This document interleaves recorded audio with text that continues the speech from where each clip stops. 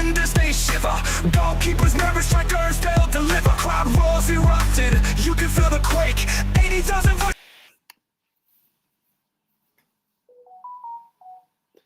Hello everybody, how you doing? You're welcome to the channel. So, Nigeria beat Gabon in the first semi-final for the FIFA World Cup qualifiers, qualifying playoff.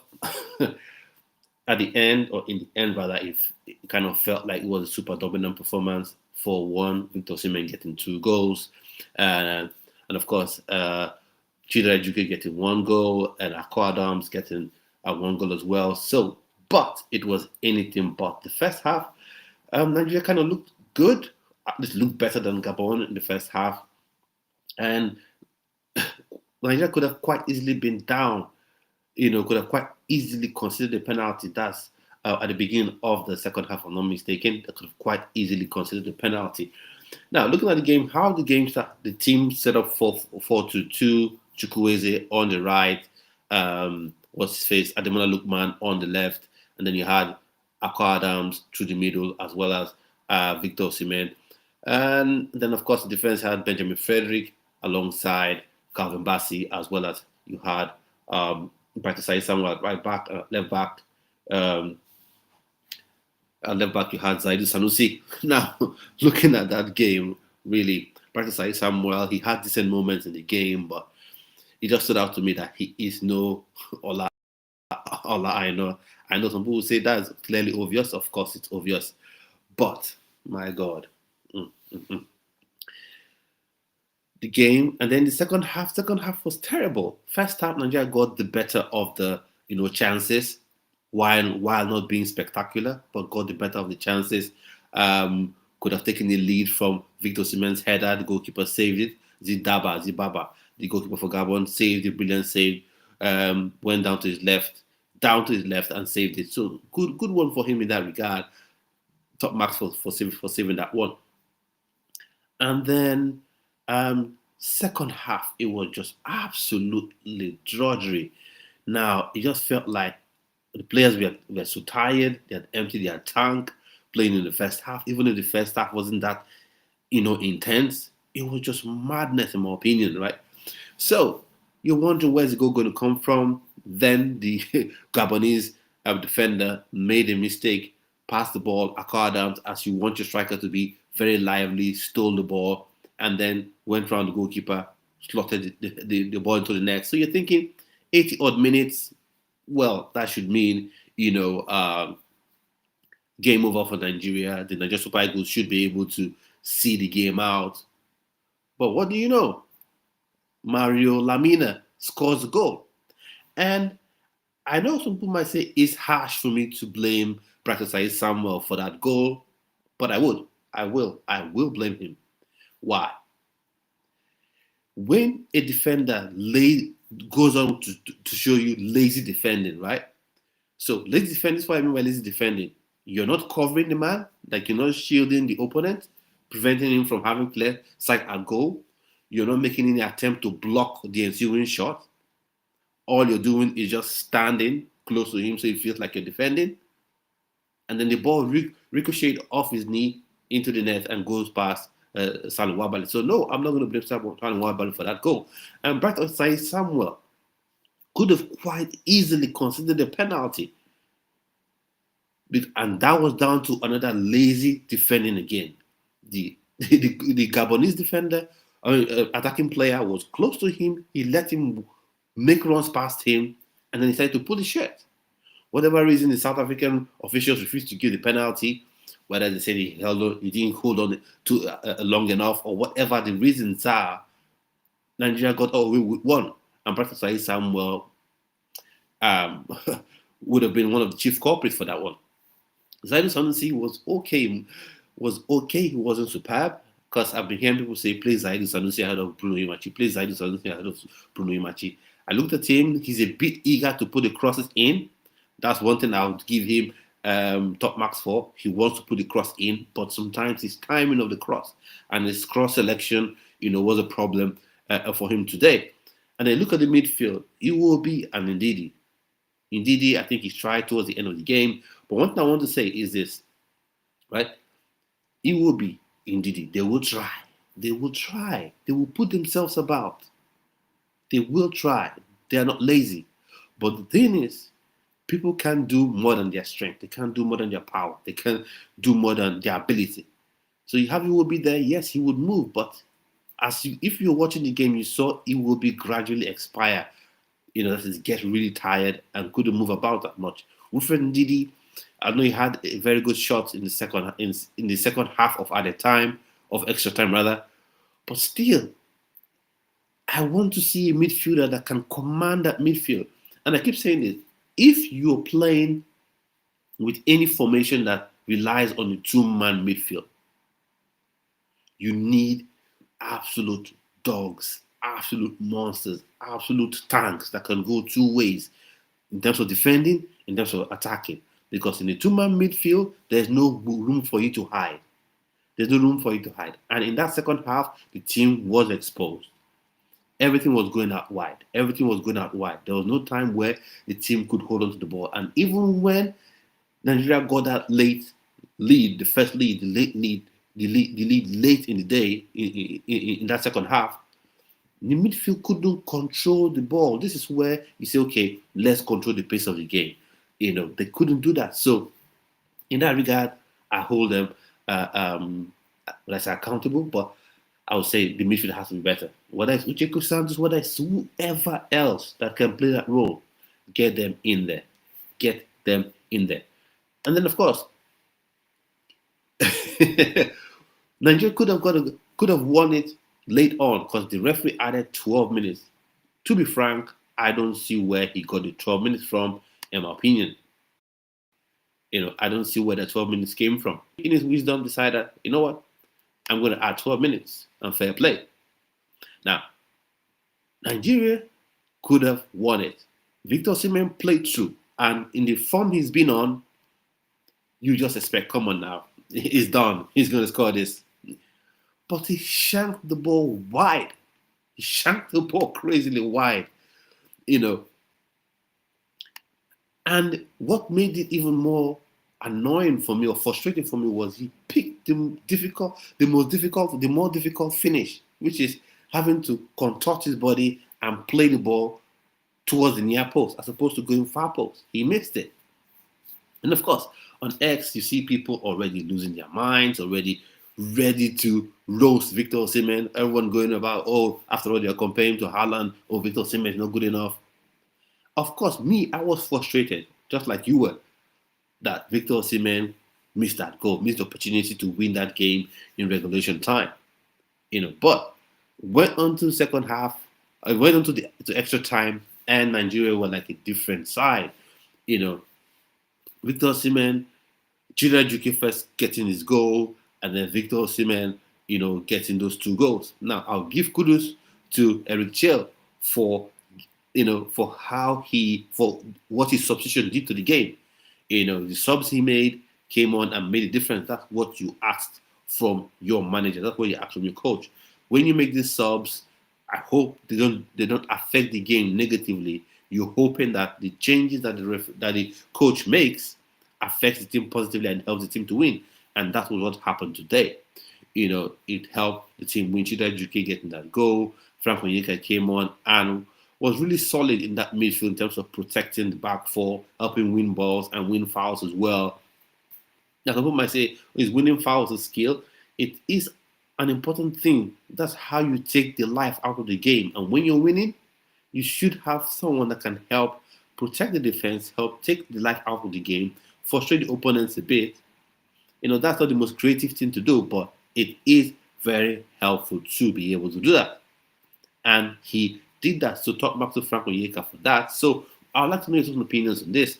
How do you feel about this game? How do you feel about the performance? How do you feel about the result? Obviously, Nigeria on Sunday we're coming up against either Cameroon or DRC Congo in that friendly game. No, sorry, in the final rather of these playoffs. And the winner of the finals will then go on to play in the intercontinental playoffs where there'll be New Caledonia. I think there's Bolivia as well. And some people are saying it will be easier to qualify, to win that tournament in the intercontinental playoff than this one because the African teams would be the seeded team in that sort of tournament. But for me, nothing is played on paper. Of course, New Caledonia, that size that you should be looking at and thinking that you should be trashing. Teams like Bolivia, these are sides you should be looking at and feeling like you should be trashing. But right now, you need to focus on these playoffs. So let me get some opinions on the games. How would you rate the player performances? How would you rate the likes of Ndidi, Iwobi, Stanley Wabali? How would you also rate Victor Osimhen? How would you rate Akko Adams? I think Akko Adams, he was good in terms of he was the striker that tried to pull out wide, to create some width for the team. But the second half for me was absolutely terrible. Was terrible. No one in that second half, could hold their heads up high. Maybe Akko Adams because he got the goal, but for me, the character the team showed, that's one thing I'll give them credit for. The team showed character, in that in the extra time to come back for one. Because sometimes when you concede so late in the game, in regulation time, you've seen teams crumble. But thankfully, the Nigerian Super Eagles did not crumble. They went on to win 4-1. Top marks to them. Victor Osimhen, for me, I'll give him a 7 because I know he scored 2 goals, but he wasn't having the best of times. In my opinion, he wasn't having the best of times. He was shanking shots. Though in the first half, he had a couple of headers where the goalkeeper had to really stress himself out to save it. So top marks to him for that one. So I'll give him a 7 overall because eventually he found his mark, he found his timing, he got his finishing right, as all top strikers do. And come on, can we pipe down on this Victor Osimhen thing? We act like Harry Kane doesn't miss any penalty or doesn't miss any one-on-ones. We act like Erling Haaland doesn't miss any one-on-ones. Of course, it's frustrating in the moment where a player misses a 1v1, but when you look at the track record of the player, why are Nigeria in this position at all? Is because of Victor Osimhen's goals. Hat-trick in the last game. So I don't see why he's being, slaughtered and tortured like he's some wasteful player. So he shanked that opportunity, but I think he came on and proved himself right with a brace in the extra time. And then you could even argue that those 2 goals were more difficult to score than the 1v1 he missed towards the end of the second half of regulation time. And then Stanley Wabali, let's go goalkeeper. How would I rate Stanley Wabali? Stanley Wabali, I'll give him maybe 6.5. He was okay. He didn't, of course, as he considered one goal, that deflected goal, that he thought is his fault. But he was taking risks that I don't understand why he was taking them. There was one that was just right on the goal line, and Aubameyang could have quite easily slid that ball into the net, deflected that ball into the net. And there were times when he could have sped the game up, to help the team counter-attack, like release the ball quickly, to allow the team start a quick counter-attack, and he just slowed down play a bit too much, in my opinion. So for me, I just felt like, for me, there's no way he gets more than 6.5. Then go to Benjamin Frederick. Benjamin Frederick, what can we say about this boy? What can we say about this boy? Now, you want to join the conversation? I will drop this. Yeah, I'll drop this in the chat so you can click and join and have a discussion. So, Benjamin Frederick, he just keeps impressing. Every time you see him, he keeps impressing. Because you see a youngster, you're facing up against a consummate professional, someone who has been playing this game longer than you, almost longer than you've been alive, and then you're asked to marshal him, you're asked to mark him, you're asked to handle him, and he did. He handled Aubameyang very well, of course, with sometimes having help from Calvin Bassey, but overall he was very good to do that against a consummate professional, a seasoned performer like an Aubameyang. And for me, Aubameyang hasn't lost that much pace. I know he's 36 years old, but he seems to be still very quick, right? And Calvin Bassey handled him very well. And even one of Victor Osimhen's goals, the assist, came from Benjamin Frederick. No, I think it was for the Chidi Ejike goal. The assist came from Benjamin Frederick. He took the ball way out from defense and landed where you would expect the number 10 to be. So for me, he is the quintessential modern player. So he's one player that Nigeria must cherish because anywhere you fit him in, he plays very well. I think he's one of those players that you can play him in midfield and he will still play very well. So top marks in that regard to Benjamin Frederick. So for me, I'll give him a 9.5 easily. He didn't put any foot wrong. 9.5. And then looking at Practice Samuel, for me, I wasn't too impressed. I'll give him a 6 because he contributed to win, but I'll give him a 6. He wasn't phenomenal. Calvin Bassey, I'll give him a 7. He was solid. He wasn't spectacular, but he was very solid. He did what he was asked to do. So, a 7 for him. And then at left back, Zaidu Sanusi, for me, it left a lot to be desired. He showed decent pace. So, top marks to him for that one. He showed willingness to put in quick cross into the box. But the thing for me, his timing. His timing was all over the shop, right? Like his cross selection. Sometimes you expect him to just whip that ball front of goal. He will square. He will cut the ball back. You expect him to cut the ball back. He put it in front of goal, and no one is there, to attack the cross. And his defending was a bit suspect for me, so I'll just give him a 6.5 as well. I think it was ever so slightly better than what's his face, Practice Samuel. So I'll give him a 6.5. And then you go to the midfield. Iwobi and Wilfred Ndidi. Iwobi, what do we say about Iwobi? Iwobi, like I always say, he puts himself about, he will show energy, he will work, even if it would expire, but giving top marks for that one, at least putting himself about in that regard. So good one on him for that. But leaves a lot to be desired. I will say this again. This is a victory 4-1. We are all happy. I'm super excited. I don't know if you can see through what I'm saying, but I'm happy that Nigeria's qualified for the finals of this playoffs. And, I'm happy that we won by 4-1. But we must call it out. It will be an Ndidi as a partnership in midfield. It looks like something that's going to be a problem. It has the trappings of things that something that's going to be a problem. That they're having issues controlling games. You can see the opposition midfield like Mario Lamina gaining confidence and having the ability to control the ball. So for me, I think that's something that Eritrea has to look at. Hopefully, Nigeria beats Cameroon, and then you have opportunity to prepare for friendly games on AFCON and things like that. You begin to look for people that can actually play that midfield the way you want to play. And this is one thing where I would blame the NFF. The way this team is put together is just improper. Look at the midfield. You have Ndidi, you have Iwobi. But when you look at the bench, who can come on and do what they do and be better? You look at it and you don't see anyone. You don't see anyone. The way this team is constructed is it just makes the team imbalanced. Like today, you had just one right back in Practice Samuel. So if anything had happened to him today, Nigeria would have been in a spot of bother going into the game, the final. And while we're still talking about this game, we have to talk about Troost Ekong. I think Troost Ekong has found his new role. I think his new role right now is not to start games. His new role is to come off the bench, 10 minutes to go, 15 minutes to go, 20 minutes to go, and help see out the game. Maybe become a third center back, just come in to show experience and see out the game. But to be a starter, I think Benjamin Frederick right now has actually put Troost Ekong on the bench. And when you see him play, you see why he's got to play.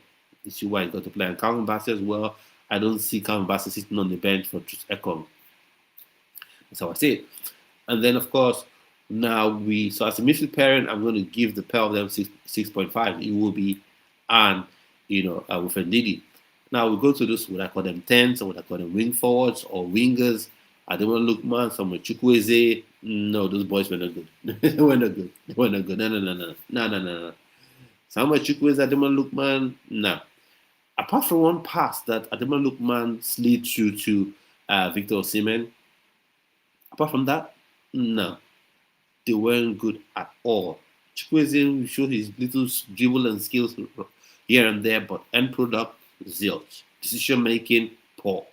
So I don't want to look man. I think he needs to leave at Atalanta. He needs to. He needs to, for his own sake. I think he's someone that his game is built on how he feels emotionally. He's not one of those players that can compartmentalize, or one of those players that can take the bad things happening to them, turn it up and turn it into energy and play.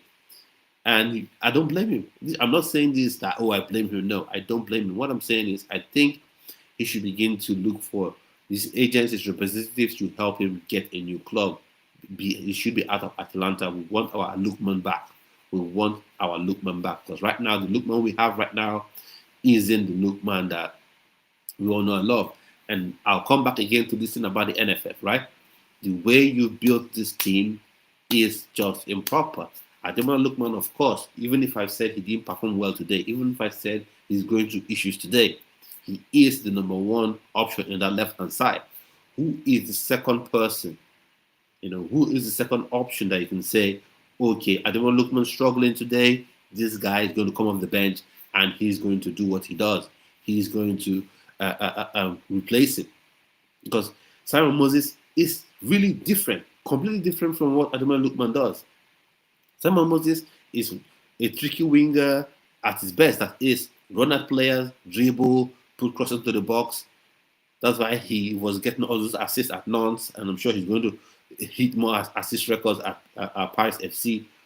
But when it comes to being that sort of wing forward, which is essentially what you want to get with a 4-2-2, with a 4-2-2, you want those two wing forwards to contribute to goal scoring, then that's going to be a stretch.